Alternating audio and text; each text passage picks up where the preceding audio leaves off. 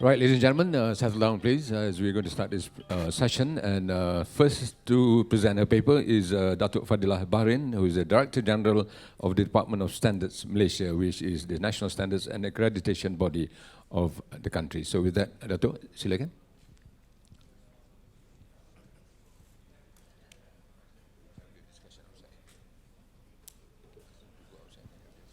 Thank you very much, MC. Bismillahirrahmanirrahim. Assalamualaikum warahmatullahi wabarakatuh, and a very good morning to all. All right. First and foremost, I would like to say thank you to the organizer for inviting me. On behalf of Department of Standards, I feel very privileged to be sharing with all of you what we're gonna share, the recipe, as what we have said. So, okay, here goes. Okay, what I'm going to talk about is about building a globally recognized halal certification standard, meaning that it is just not any other standard. Anybody can have standards, but we want it to be recognized. So that is the key word which I'm going to talk about. Okay, a little bit about who we are, a little bit of promo here. Who we are effectively a government entity, the Department of Standards Malaysia, and we are under an agency under the Ministry of Science, Technology and Innovation of Malaysia. And our role is effectively two. Number one is, of course, developing Malaysian standards, as well as representing Malaysia to the international standards body like ISO and IC. And the other role which we are also responsible for the country is we are doing accreditation services. For example, if there is a certification body who is doing halal, right, and they want to be accredited, they can come to us for accreditation. And both activities which we do effectively based on international standards, translating them from the international practices right down to the local practice. And for example, like standards, Malaysian standards, as you can see here, these are based on the practices, not the content. Yeah? They are based on international practices. And also the accreditation services which we do are also based on international practices as well as ISO standards.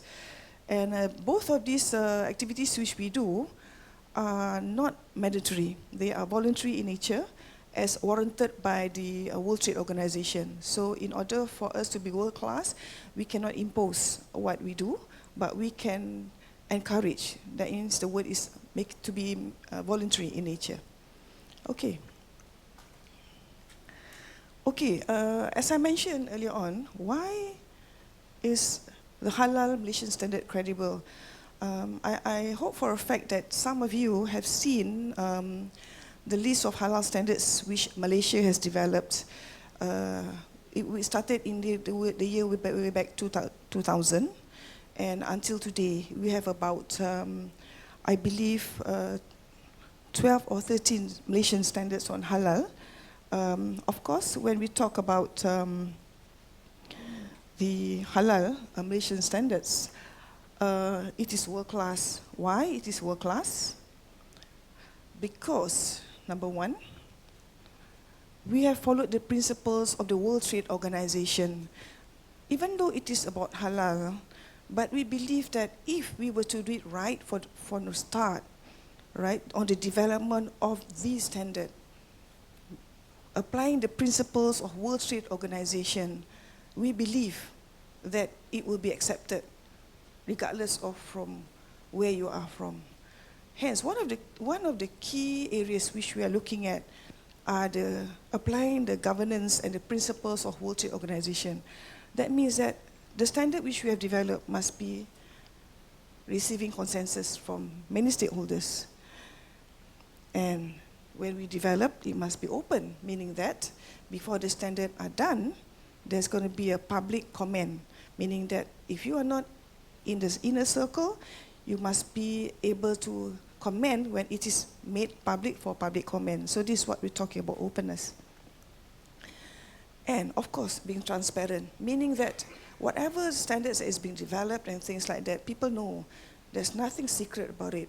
So this is one of the key principles which is working and works all the time. And of course, whatever standard which we do not dictate, right? But it must be performance-based, means that we do not tell you to do like this or like that, right? But we're telling you, for example, if we have got, for example, define the word halal, we do not say that halal must be according to mazhab Shafi'i. We do not say that, right? But it says that it is based on performance.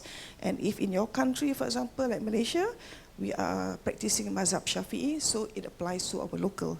And for example, in other countries, if it is not mazhab Shafi'i, in other mazhab, for example, so this is where it is relevant. So this is how we are talking about. And of course, the other policy which we are adopting is we are adopt international standard where appropriate. But when it comes to halal standards, I'm happy and pleased to share with all of you that I believe to date, Malaysian standard is a de facto international standard. Okay, who are involved in shaping the halal standards? I'm sure that if any of you are involved in developing or shaping any standards, be it codex or good manufacturing practices, in whatever, right? So there's going to be a group of people who are involved into shaping these standards, basically. All right, and we have got representation from each category, and this is very, very important. No one category, for example, industry should be predominant. If you notice, like for example, in the international standards body like ISO, some of the category are so skewed to one category, for example, like industry, or to the government, but not for the halal standards. Why? I'll share this with you. We are very, very particular, making sure that the people in general are in our committee, in the inner circle, and also, of course, the producer, which many of you are here. And of course, regulator is very, very key, but they cannot dictate, they cannot control the committee. And of course, the users. If you notice, users and in the general, these are two different people. Users are, for example, they've got the associations and things like that. Right? But for general, it could be like the research institutions and things like that. So I believe that research institutions are also very, very pertinent to us because I'm sure they want to share with us data and things like that. And we cannot ignore them for a fact. So these are basically the consensus which we are talking about. So the representation here are very key for us when we develop all our Malaysian standards. Okay, as I mentioned, this is one of our strong achievements when we develop Malaysian standards. This has started in way back 2000, in fact earlier. And the first standard that was done was MS 1500, 1500. That is the first world halal standard. And I believe that many of you have seen it before. And I brought a copy with me. It is not on stage, but it is with my people. And of course, when we talk about halal, we think about food, right? Because what gets into our body. So that's how we started with. And frankly, when we are very lucky when we met up with JAKIM, all right? I'm sure that JAKIM is here as well. They are very receptive. Initially, of course, there's doubts, right? But then when we are able to convince them into saying that, you know, we must be open, transparent, we must be world class. So this is where they saw, right? And then it is just not about food, for example. It is about the dakwah, which we are looking at. It's about how do we convince the world, you know, if you want to bring in your products into our country, it must be from the source. You must make sure that you meet our requirements, and we must make it transparent. So eventually, JAKIM has agreed. We started off, frankly, with their procedures. They've got their internal procedures on how they want to impose halal food. And what we did was we have upgraded the JAKIM procedures, right, before they issue the halal logo, to become a Malaysian standard. So that means what has happened was they have gone through this process of Malaysian standards development and following the principles of the World Trade Organization. So this is what has happened to us. And apart from that, if you notice, these are all the stakeholders. There are, of course, the local government, which is KPD and KK, which is the Ministry of Domestic Trade. Domestic trade meaning that they are taking care of labels, right? false labels and things like that, it comes under them. Of course, there's MITI, everybody knows what they do. And then there is the university, as I mentioned. They've got a lot of research and things like that, which is IIUM. Of course, we've got HDC, our partner in Malaysia. We work very closely with them because they are the industry interest body. And we've got the standards user. If you see, this is an NGO. What I would like to share with you is, this is a new NGO, all right? It was an affiliate, and then it was established as a result of a local FOMCA. I'm not sure whether many of you are aware. Right, so this one was a spin-off from FOMCA, and their focus is to become the watchdog for standards. And of course, we've got the other NGO, which is also very strong, and they are taking care of the Muslim Consumer Association of Malaysia. And of course, we've got the industry, we've got the research institution, MARDI, taking care of food, and then we've got the IKIM, which is taking care of the Islamic understanding, and the governments. So all these 13 stakeholders, frankly speaking, when they sat for the first time, it was not easy at all right? And I took the liberty to chair for the first time because, and what I did was to give them a platform to talk and to be expressing what is it that you have to be put on the table, what is it that we can do together, how can we make sure that Malaysia has got products when it comes to our table, it is good, it is halal, it is toiban, it is yakin. You know, so all these things, if you had been there, I wish I could have shown you a video when they met for the first time. Seriously, it was very interesting. I did not really speak a lot. What I did was just to listen. I think listening is not easy.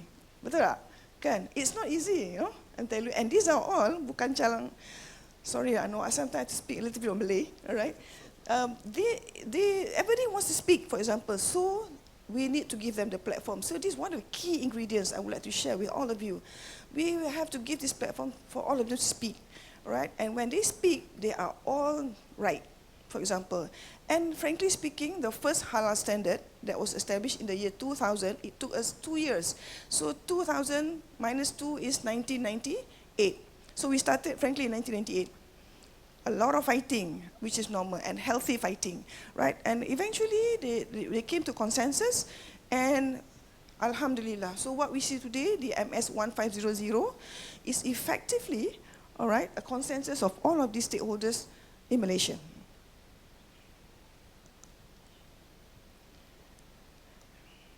Okay, since the year 2000, and now it's like 2015, kan?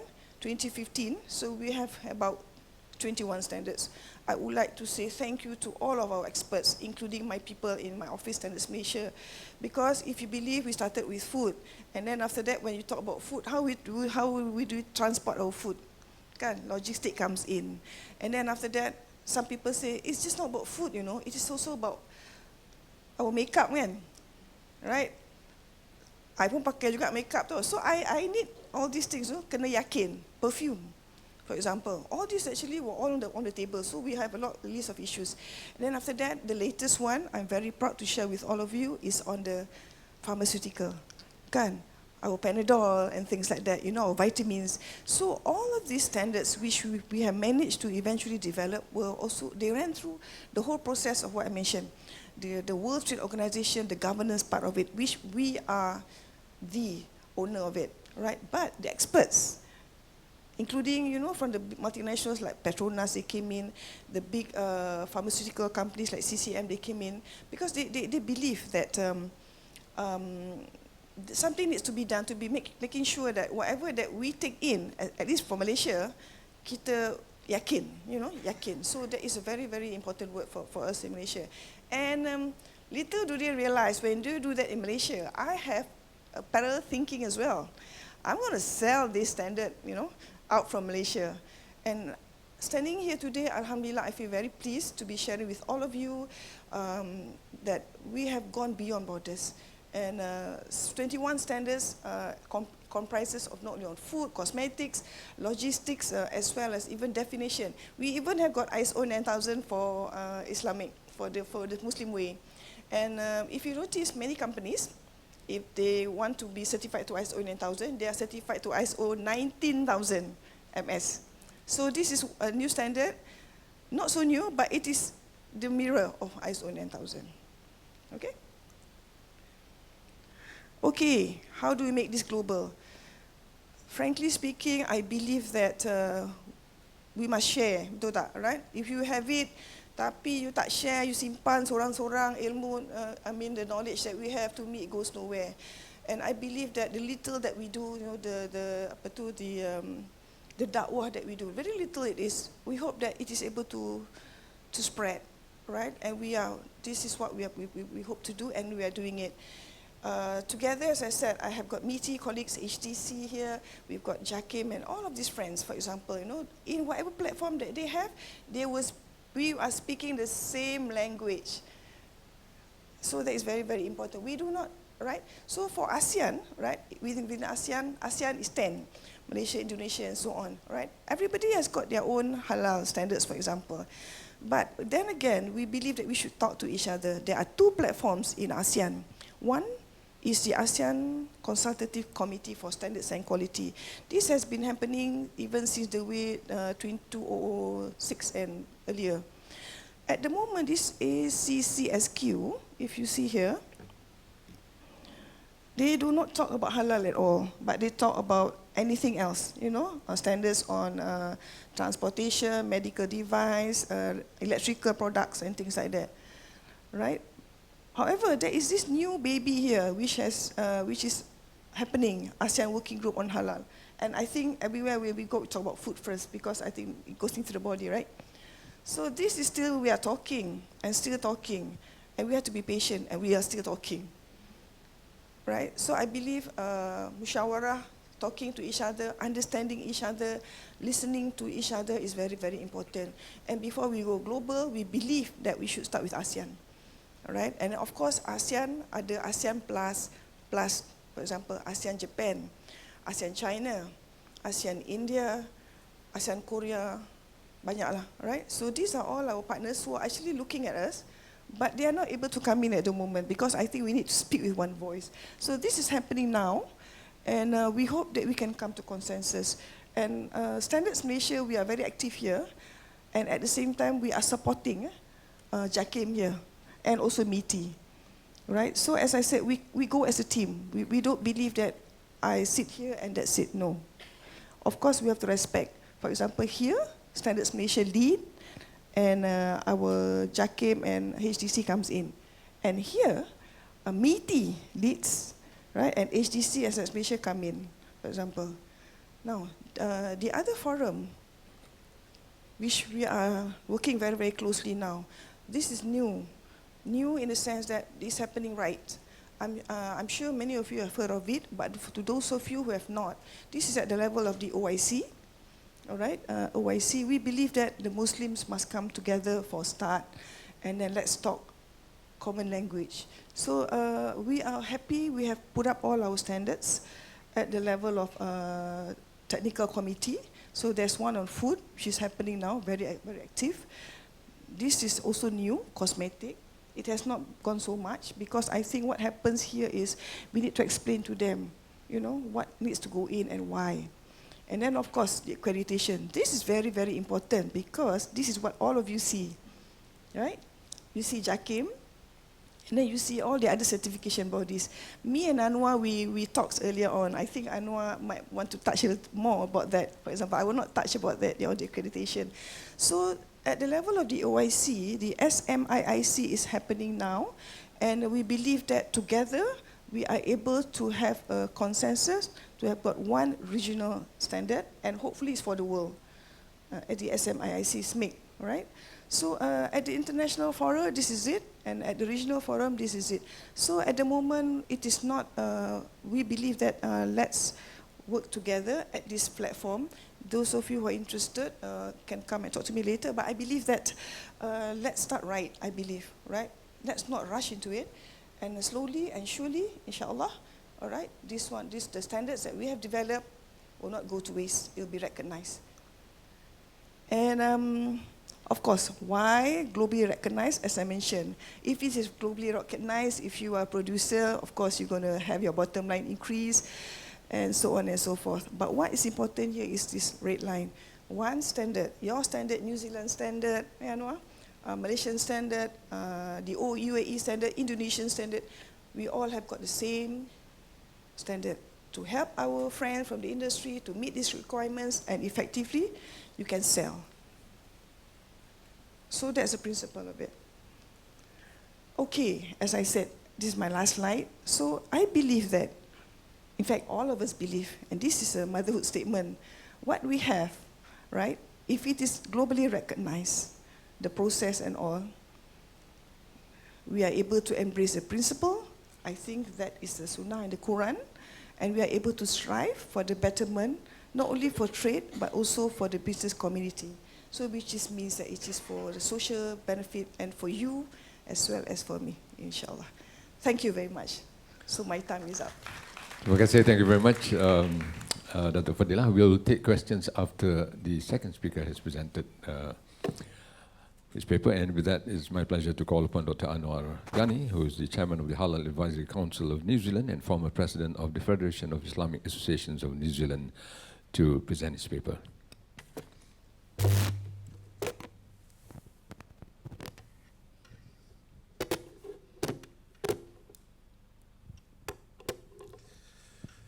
Assalamu alaikum wa rahmatullahi wa barakatuh.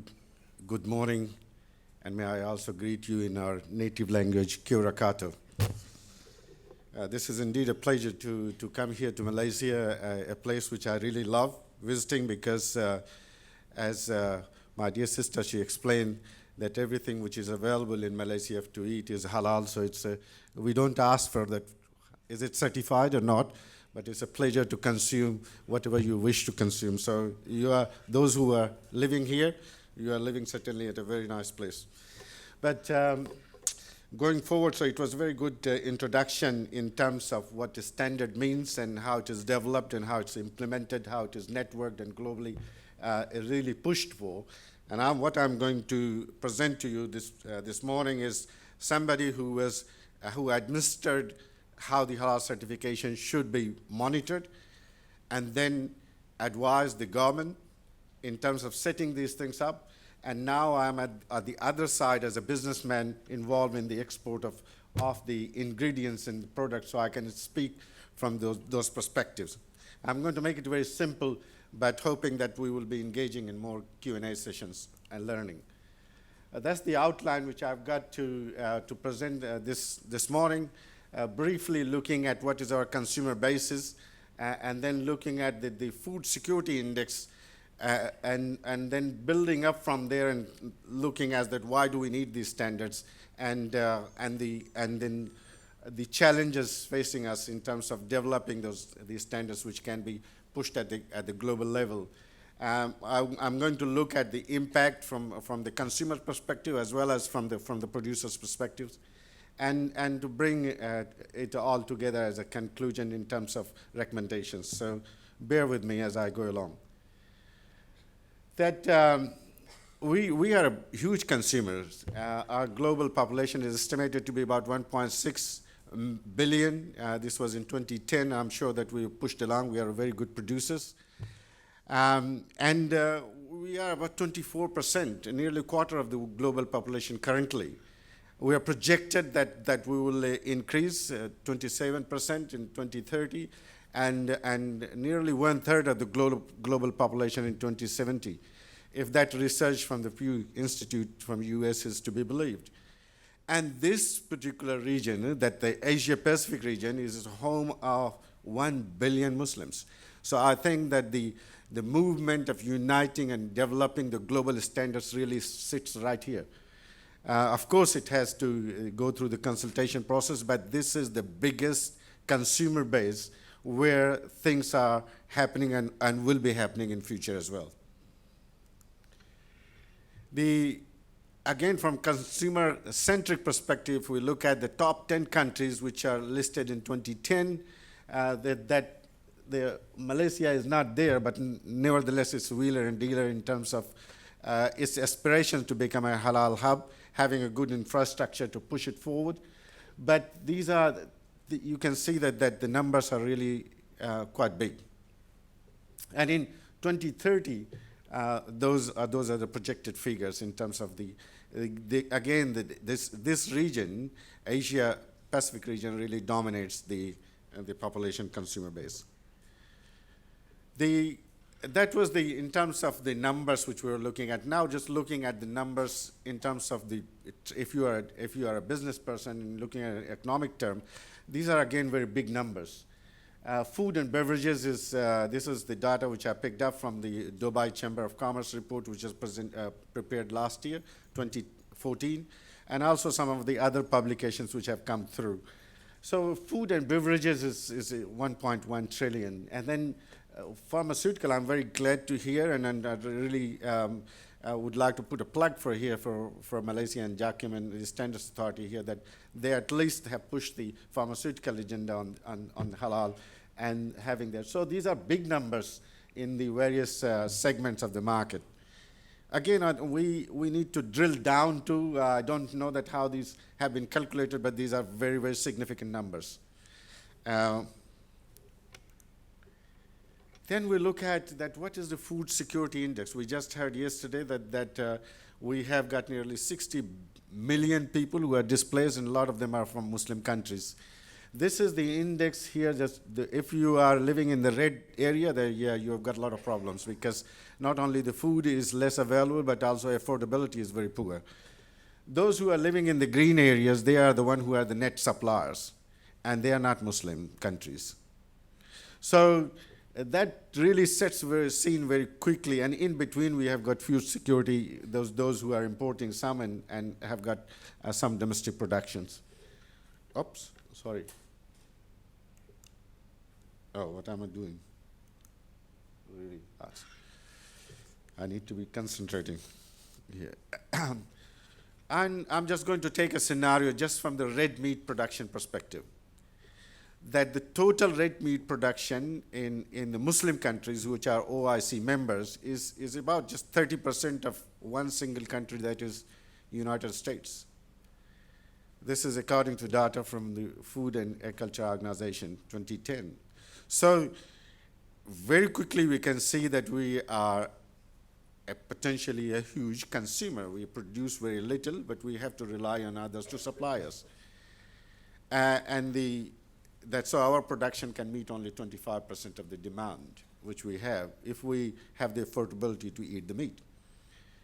The GCC region, which is affluent in terms of money-wise, but in terms of food, it brings about 80% of its food from outside to consume. So these are strategically when we need to look at that, how do we really build food security? But it puts the question in perspective, is that why internally when you talk to Muslims, say, well, I know what is halal. I know what is halal, so I don't need to be told. But when you are trading internationally, you need to tell others what is halal and how that halal really it means to you. So the standard provides a common knowledge to have transactions, business transactions from one party to the other party to be delivered on a certain criteria, that's what it is. So most of the food exporting countries, as I said, that they are not Muslims and they have poor understanding of the halal protocols. So if it is stated clearly what it is, then they are quite willingly, they're wanting to produce things which Muslims consumers are going to be comfortable consuming it. For exporting countries, it's a market access issue. So having that halal label gives them the access to come to the markets. But for Muslim, as a consumer, it is a religious requirement. We can't just simply eat any willy-nilly food. It has to meet our religious requirement. And not only just meeting a religious requirement, it has to be wholesome and good food. So the byplay between the two as a consumer and the producers continues, that consumer as a consumer, I need assurance that when you've got JAKIM halal written, that it is really going to be good. I know that it has been taken care of. And from producers' viewpoint, we really need to be making that product at a certain standard. So how many halal standards? I think that this is just a simple list. It's not exhaustive list, but nevertheless that there are a number of standards which have been developed over the last 20 years or so, 25 years or so. And so there are standards within the OIC countries, and there are some which are now being developed in the last 4 or 5 years. Some of the countries which are exporting to OIC countries, they are developing the standards internally to ensure that the production system is in tune with the requirement of the markets. And I myself have been associated with New Zealand halal production, halal notice and its standards as an advisory capacity to giving the advice to the government and to the government body. So one has to ask question that Islam is one religion. We say, La ilaha illallah, Muhammadur Rasulullah, alhamdulillah, we're Muslim. We believe in one book which Allah has revealed us, the Quran. We believe that the Prophet, sallallahu alaihi wasallam, he showed us that how to really interpret and do things. But so why do we need to have so many things? So many people telling us that, well, we need to have these standards. I'll come to that there are some subtle differences in the interpretations among ourselves, and that have led to have the variations. And mainly we also find that, like say, within Muslim countries, their desire to develop these standards is really to make sure that internally they have protected the interest of the populace, of the population, of the consumers, with laws and rules which define that when the food is particularly either manufactured locally or being imported, that it has to meet those criteria. So it's an internal exercise. That's how it started with an external focus. And then, as I said, the numbers as presented that some people, they do see that some countries they do see there is an opportunity to have the slice of that business which is going well, about 2.4 or 2.5 trillion dollars. Obviously, who wouldn't, having a lot of people, those who have come here looking at business opportunities, I'm sure that we will all be looking at that. So we can't really put that blame on that. But those are aspirations. For non-OIC countries, they want to really assure that importing countries that export product meet the importing countries' need regulatory requirement, as I said that. So the need in terms of what are the challenges in developing a globalized halal standard? As I said earlier on, there's a lack of consistency in standardized industrial slaughter of ovine and bovine, caprine and poultry, and that's the main meat source, if you like. There are some areas which we need to look at. The debate is continuing that whether it's a mechanical slaughter or a handheld slaughter, and then the debate in the area of stunning or no stunning, and if you're doing this stunning, then what sort of stunning is acceptable? Particularly in the area of poultry, that there's quite a robust discussion going on in terms of looking at which ways can we make sure that if the process which we adopt is going to be consistent with the Islamic requirement in terms of the poultry being live when it is slaughtered. And then in the Western world, we have got a lot of debate around that, well, on one end, the animal welfare, on the other hand, which we are looking at from Islamic requirement. So if you use the methods which are not going to keep the animal alive, then what's the point? It's really of no point in from our Islamic perspective. So those are some of the challenges which we are going through, some of that which require science, some of that which require our greater understanding and our alim's involvement in the whole process to be able to give us a better perspective. The other area is the area of istihala. It is where one thing which is being used, which is it changes its form becomes irreversible, and it's used in the food production system. And some of the examples which I've given there. And then the other area which I also find which is easily manageable, but nevertheless there are inconsistencies in managing halal systems. And that is really that how the certifying bodies which are appointed by the various authorities, there needs to be a greater consistency and then lack of mutual recognition of the halal certifying bodies, because the authorities which are really, they are stationed in their own areas, they appoint somebody to apply the standards which they have developed to, but they want to make sure that the people who have been appointed there at the other end, they have got all the capabilities to be able to really implement those standards. So in those areas, there are some organizations which accept anybody, where there are others which go through the robust process. And I would say that Joachim is in that category of going through the robust process. Then there are sometimes people find that, okay, well, I'm Muslim, I live in XYZ country, this is a good business opportunity. I really will just go and do it, and I'll find a way of doing it. So it's a minority interest with the common good part of it, where that the authorities need to be quite vigilant in making sure that it is not compromised. And the lack of enough consultation, as I said, sometimes that the way things are described to alims, if they don't have the bigger picture defined clearly to them, they will give you the most safer option to go with. This is just a schematic diagram just to show that how relationship really works as a certifying agency. Given that I've just got only 4.5 minutes, I really need to speed on. I was going to talk about some that the management of halal certification system, how New Zealand does it. I will be very happy to discuss with later on with somebody, because that might take about a minute for me to explain to. So impact of variable standards on consumers and producers. I think this is the crux of it.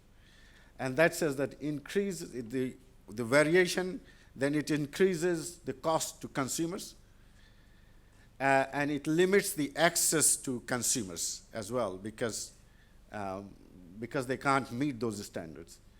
And it overall is then in the production system, it reduces the efficiency. And then also it confuses the processors and manufacturers who are there to really to manufacture according to need. But if we are coming with the 10 different standards, then as a producer, I'm a really confused person. Whom should I really meet? Whose requirement should I really meet first and all?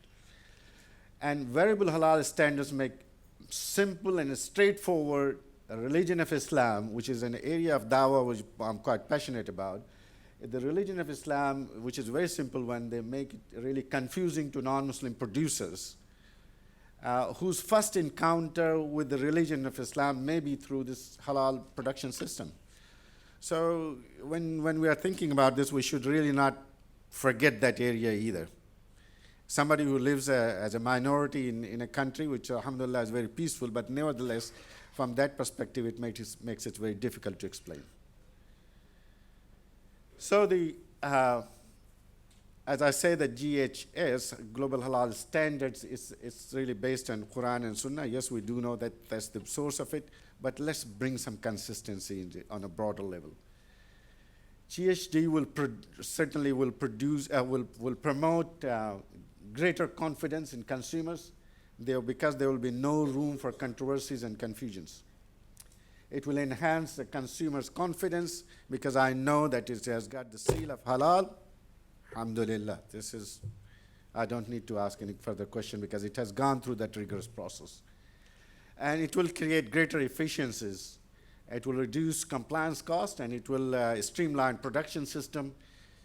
And if we just crudely assume that through the universal system of global halal standards, if we can bring 1 to 5% of efficiency in this whole system, just in the food and beverages areas alone, that will bring about $11 to $55 billion saving in the system. And if this amount alone can take care of those at least 30 to 40% of those displaced people which we have on an annual basis. So it's not a small sum to be ignored. It's an opportunity where we can serve to Muslim Ummah and to the humanity as a large. By bringing more efficiency, we can really use the money savings somewhere where it matters quite a lot. And very important is that it will demonstrate the unity of Islam at a global level. So my conclusions at the end of the last two slides is I say that a single unified halal standard is a way forward. There is no way about it. And overall, halal certificates are recognized, as Datuk said, that they are recognized between Muslim countries, but competitive spirit is preventing agreement on one standard. And that's where we really need to work on. And I think that OIC countries should agree on one standard. There's no two ways about it. And I see that certainly Malaysia leading the way in that debate, along with GCC and Indonesia, really to hone on this and capture the opportunity was just hanging there as a low-hanging fruit but high efficiency. Whatever GSG is agreed, that I believe that the producers will adhere to, because they simply cannot. As a business person, I cannot afford to ignore nearly quarter to 1/3 of my market. That is given, that whatever is agreed, it will be adhered by producers and consumers. And having the GSD would improve food security of many of the importing countries by making food and beverages cheaper and accessible. And my plea, as somebody who comes from the scientific background, to say that we must invest in the research and development area pertaining to halal, because that is what will create a win-win opportunity, both for going for other streams of products. And yes, world is waiting for a unified halal global standards. Way to go. My thanks to the organizers for giving me the opportunity to what little experience I have and knowledge to share with you all. If there was any shortcoming, it was from me. Thank you very much. Terima kasih, thank you very much, Dr. Anwar Ghani, and no doubt there's still a lot more work to be done towards halal certification. And right, we're going to open the floor for questions. You have a very quick one. Yes, the first one up there. Yes, the gentleman up there, please. That was the first hand that came up. If you'd like to introduce yourself and direct the question to... Hello, good morning. Yeah. My name is Malik Ajaj. I'm from Libya. So I have two questions. The first one is about the Australian meat that is exported. Yeah. So how halal is that red meat? Because mostly the Malaysian meat, the red meat, is from Australia. So in Islam, we should say Bismillah and Allahu Akbar. The question is, do they say that there? And if not, that means it's not halal and we should not eat it. So the second one is, I have a friend from Canada who says that the halal food in Canada is much more better and the quality is much more better than this area of the world. So why do you think that? And do you agree with him? Thank you very much. I take it the question is for Dr. Anwar. Yeah? You know that there's quite a bit of rivalry between New Zealand and Australia when it comes to rugby. We play sports and we really we want to win every game against Australia. But in this case, because I think it will be more pertinent for somebody who is from Australia if they are here, and but I do know that the authorities who are recognizing the certifying bodies, the people who do the slaughter, they are all Muslim, alhamdulillah. So the process, when it starts by the Muslim who have to say that Bismillah, Allahu Akbar. Do they say it? I'm not present there, but certainly that's a requirement that they do. So my brother there. And the second question was? It was about the food quality between the Canada and this side of the world. why is the halal food market in a non-Muslim country better in quality than this Muslim area of the world? Because you And do you produce, agree? because put it this way, that the product which you have accessible there in Canada, of course, is locally grown, better quality, and hence whatever you're going to make out of that will be better quality. Not to say that the product, a halal product elsewhere are of lower quality, no, they are not, but it's just somebody's understanding and impression. You go around Malaysia, I think that you can taste a variety of food from one spectrum to the other, from a very luxurious to a very just barely surviving part of it. So it depends on that what you pay for and what you get. Thank you. Yeah, Datuk, please.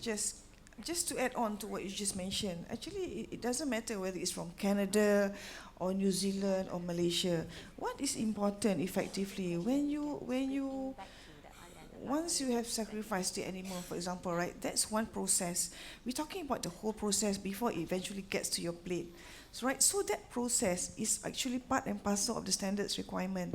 So that is where, frankly speaking, that is not being imposed by the authorities, for example. In Canada, I believe so, they've done that. So when it is done in a halal way, all right, so that's fine. But the toyiban part, wholesomeness, so that's where it's missing. And I believe in Canada, they have done it very well. And I can surely say that also for Malaysia. But I'm not sure in other parts of the world. So that is the missing link.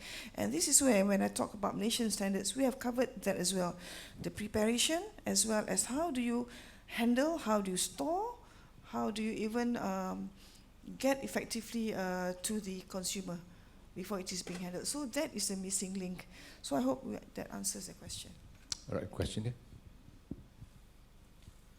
Assalamu alaikum. I'm Yunus Ali from Monash University, Malaysia campus. I have one question for each of you. First, to Fadilah. My point is you identified 3 stakeholders in halal standard, but International Halal Integrity Association is also involved. So your diagram doesn't show that one where it will fit into that. Is that part of the JAKIM requirement or not? And to Dr. Anwar, I know in Australia, okay, I'm also just answering to the question of the person who asked about the Australian situation. I'm Australian. I lived in Australia for 30 years. I'm here teaching for 80 years. Yes, in Australia there are 19 central government recognized halal certification bodies. I'm asking, telling that because the questions will be reflecting on Dr. Anwar as well, because that 19 recognized halal certification bodies, one of the bodies must be present in the slaughtering process. The halal standard in Australia is very rigid, and especially for meat slaughtering. They have 3 bodies. One is ACUIS, the other one is RSPCA, the animal right, and the third one is the Islamic body. So these are. So what is the situation in New Zealand, Dr. Anwar? That's my question. Thank you. Okay, can I start? Yes, right. If you notice, when we talk about Malaysian standards, right, we have to look at the authorities. The stakeholders in Malaysia. For example, there is mention about IHI. right? So that is an international organization, for example. Whilst they are not part and parcel within our consultation stakeholders, right? There is a process which we talked about, transparency, where the draft standard will be put up in the website or wherever it is open for comments. So this is where I believe, I hope that IHI is here, they are able to comment, and please give your inputs as well based on the expertise. If, for example, you are a member to that, all right, we welcome your comments. And frankly speaking, each and every comment that we receive, and of late, if you notice, standards are being revised every 3 years. It is not static like we have it in 2000, it's there forever, no. Right, if you notice, the latest one we have on 1500 on food handling, the latest revision is in the year 2009. And surprisingly, we had a lot of comments from the US, lots. Right, so we also welcome if there are comments from the IHI members as well. If you want to be in the loop, I mean, try to be within our committee. All right, we are more than happy to consider that. While I have the mic, can I just a little bit, because I was looking at your time just now. I have a small video. If the MC is agreeable, we can show that maybe towards the end, right? This is something about what we have done to attract the consumers, because what we say is other standard untung. All right, so this is something you want to share later. I'm not sure whether, I mean, I leave it to nanti. How long is the? I think it's not long. How many minutes? A few seconds, right?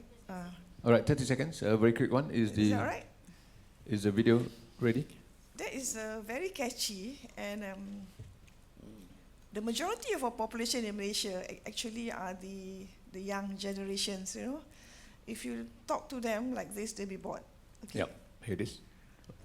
Here we go. Pada zaman ini, kehidupan berjalan dengan pantas dan keperluan seperti makanan perlu berada di hujung jari. Tapi, pernahkah kita tertanya, adakah kualiti makanan yang kita beli itu terjamin? Standards memastikan keselamatan makanan kita dengan memberikan penekanan saintifik kepada pengendalian, penyediaan dan penyimpanan makanan.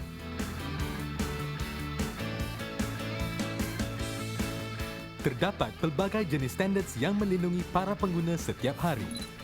Sebagai contoh, produk makanan yang menggunakan standards MS ISO 22000, MS 1514 dan MS 1480.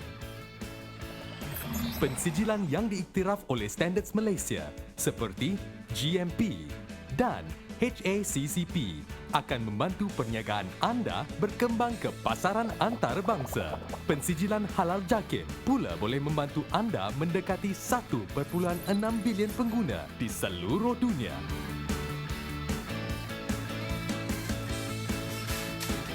Untuk keterangan lanjut, sila layari www.jsm.gov.my. Jabatan Standards Malaysia. Ada standards untung. Right, with standards, you get profits. I'm sorry I have to conclude this session. For those who have individual questions, you may want to see our speakers individually. Thank you again, Datuk, Fadilah Baharin, as well as Dr. Anwar Ghani for your presentations. Thank you.